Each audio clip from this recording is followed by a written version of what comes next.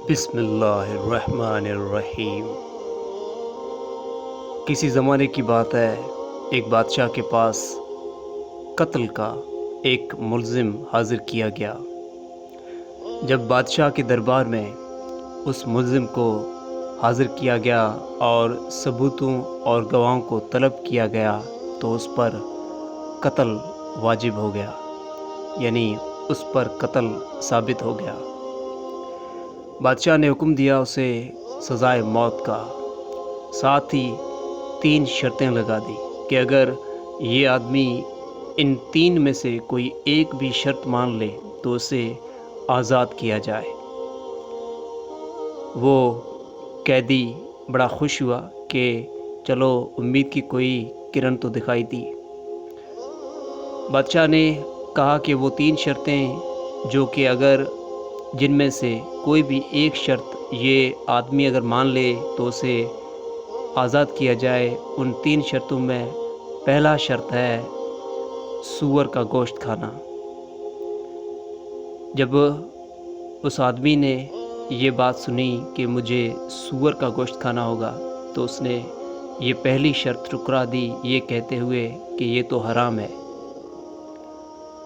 تو بادشاہ نے اس کے سامنے دوسری شرط رکھی اور ایک خوبصورت حسین و جمیل لڑکی پیش کی گئی اور کہا کہ اس کے ساتھ زنا کرو۔ اس قیدی نے لڑکی کو دیکھ کر کہا اور یہ بھی شرط مجھے نامنظور ہے کیونکہ یہ بھی حرام ہے، یہ بھی گناہ ہے۔ بادشاہ نے کہا تمہارے لیے تیسری اور آخری شرط ہے، وہ یہ ہے کہ تم یہ شراب کا پیالہ جو شراب بادشاہ کے سامنے رکھی تھی، کہا کہ اس شراب کے پیالے میں سے ایک پیالہ شراب کا پیو تو تمہاری جان بخش دی جائے گی۔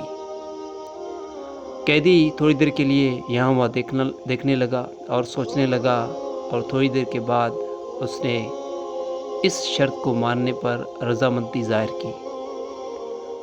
اس نے گٹاگٹ شراب پی لی اور پھر بادشاہ کے کہنے پر جب وہ نشے میں آ گیا قیدی تو اس نے سور کا گوشت بھی کھا لیا اور آخر میں اس نے اس لڑکی سے زنا بھی کر لیا۔